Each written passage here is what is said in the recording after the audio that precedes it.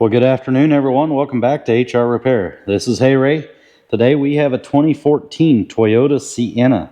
I think it's the XLE model, something like that. But it has a problem where the passenger side will not change temperatures. And I already did this diagnosing off camera. Did it the other day, and I ordered the parts here. But I guess the reason that I'm bringing you guys in now, after the fact, is because Toyota procedure to change this actuator on this passenger side is to remove the dash. Book time on that, I believe, is 10 or 11 hours, something like that. I've been doing a little research, and according to a couple of guys on Identifix, if you take the glove compartment apart, you can get the actuator replaced without a problem. So I would soon find myself regretting this comment. Let's get into it. I hope, because I don't want to pull that dash.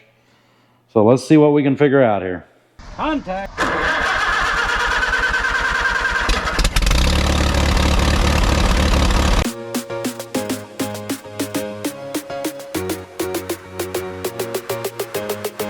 All right, so I forget what kind of codes we've got stored in the HVAC module, but I'll put those up right now. The other day when it was here, I was diagnosing it and figured out that our actuators are bad. Well, one is, which in turn you replace both if you go with genuine Toyota, which we have done that. That part is that one right there, which is a servo assembly. 87106-A08101. Comes with both. You can, I think, get aftermarket Dorman. Is the only one that I found, and I don't like Dorman. These are Densos. So Denso makes these. I guess if you can find Densos, you should be fine with that. But comes as a complete assembly from Toyota. Customer opted to go that way because we don't want to go in here again. And so, yeah, we're going to try to save the customer some money by not having to go in and remove this whole dash.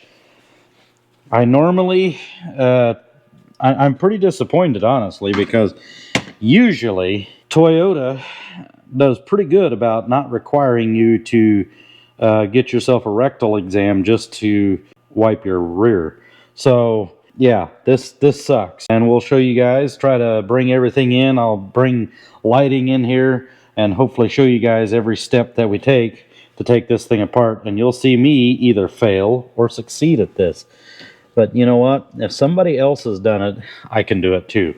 So let's get some lighting set up here, get you guys set up, and let's start taking this thing apart. All right, so I know that you guys are going to be seeing a lot of my backside here, but I'm going to try and get you guys in and see as much as humanly possible here. I've already, as you can see, I've already taken and popped this out of the catch there. You have to push that in, and this side here actually requires quite a bit, or this one did, of force to get it to come loose. So let me get my pliers out of my pocket here, and then we need to take and squeeze this together and get that off of there, and then this just pulls right off of here. Set that off to the side. Then we've got screws here, actually bolts and screws, kind of the same. I think there's one over here too, maybe not, I don't know. I believe that this works for 2011 through 2019 maybe, or maybe it's newer than that, I'm not sure. Let's get, I think it's a 10 and maybe it's two 10s. One good thing about Toyota, 10, 12, 14 will about take the whole car apart. Toyota and Honda, actually. All right. So let's, yeah, that would be a 8, wouldn't it? Okay, of course. the one that I did not get. No worries, I can go get that. Okay, there's that. And this should come out. We might have to pull. I think actually there is one behind there, isn't it? Looks like there might have been a nut back there. Alright, no worries. We'll pull this trim work out of here. Don't mind if I do. There we go. Yep, there's a bolt right there. That'd be a 10.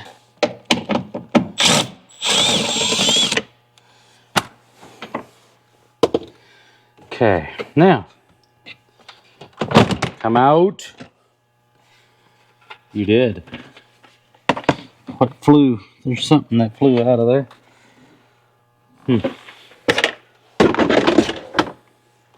Okay, then this has to come out. I think that just pulls right out of there. That piece. Can you guys see that? This black piece that dips down back here. All right, so on this one here, this needs to pop up. This comes down. That comes out over. There's a piece sticking out the side here, so you got to be able to get in underneath there and underneath here as well. So it's kind of a booger, but it'll come out of there. So now let's show you what we've got here.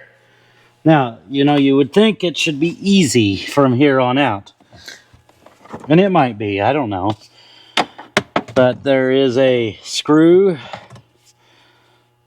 Can I get this up in here? Try to get you guys to where you can see. There's a screw right up in there.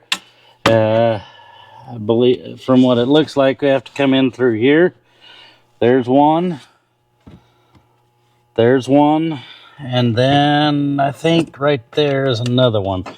And these just unplug by pushing in on that. Same way here.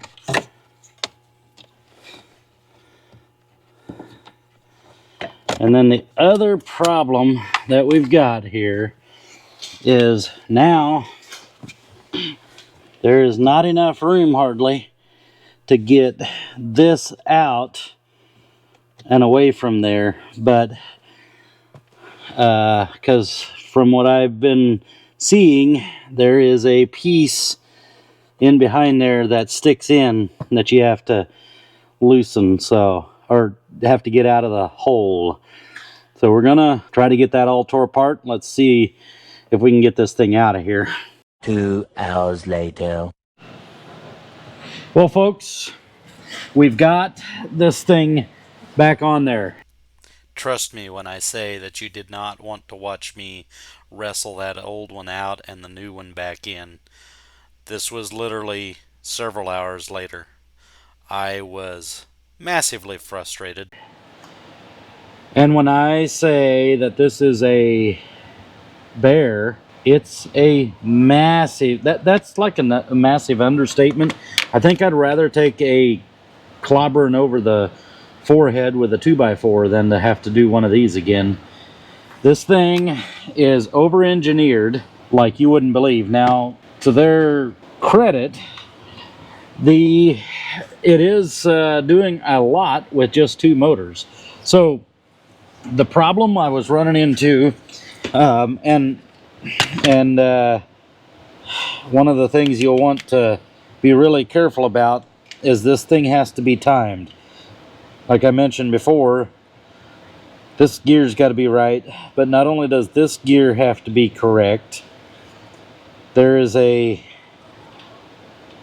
door that runs in this groove right here, so that has to go in there. But the biggest problem I had was there's a arm that hooks into here, and then there's a door that hooks into there, a door that hooks into here, and a door that hooks into here. So these 3 all have to be in here. You know where they want to go? Right there, right there, right there, right there. The only way that I found that was good was to go back there with this thing right here, and then I could see where all those little thingamajigs went to. And yeah, I would have been done a long time ago if it wouldn't have been for that right there. But there's no way around it other than what Toyota actually recommends is that you pull this dash, like I said, and then buy the whole box as an assembly. The AC box as an assembly, which comes with these all installed already, so you don't have to install those yourself, because they said in their word they're notoriously hard to install. That's the understatement of the year.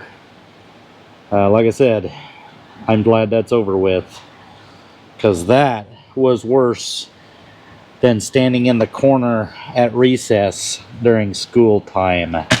Well, that was kind of a, you know what, I didn't say that right, whatever. But it was bad. I didn't like it. Didn't like it at all. Was not a pleasant experience. I did not record it because we've got to keep this PG. So yeah, just know that in order for this to work correctly, you have to have all your things in doors, door hooks, whatever. I don't know what you want to call them, but yeah, the doors all need to be in these grooves. There's 3 on this one. At the same time, that one, 1, and then this has to be timed correctly. So it is kind of a lot going on there. So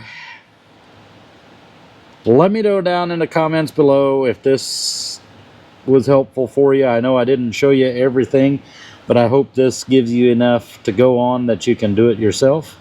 And if not, unfortunately, the dealer's probably going to charge $5,000 to $6,000 to replace all of that. So yeah, maybe not 5. Yeah, probably anywhere from 3,000 to 5,000. I don't know for sure, but there's, you know, 10 to 11 hours of labor. You'll have to evacuate the Freon. You'll have to, I believe, drain the antifreeze, because I think you're also going to have to replace the heater core while you're in there. It's a whole thing. It's a whole process. I think that could have been done a lot better, but on the other hand, this van has 220 some thousand miles on it, and this is the first time they've done anything to it. So mileage, no, 237,000. So yeah, we shall see if that I mean, we know that takes care of it, because I've got warm and cold air coming out of here. Before we couldn't adjust it, so now I can. I'll just show you. We'll go cold. Help if I'd run the car. I wondered why things weren't working. Yep, see the bottom one moved there. So we're moving. Things are doing things like they should. So yeah, until the next time, I'll catch you all later. I appreciate it. Thanks for watching. Thanks for being here. Don't forget to like, share, and subscribe to the channel, and we'll catch you later.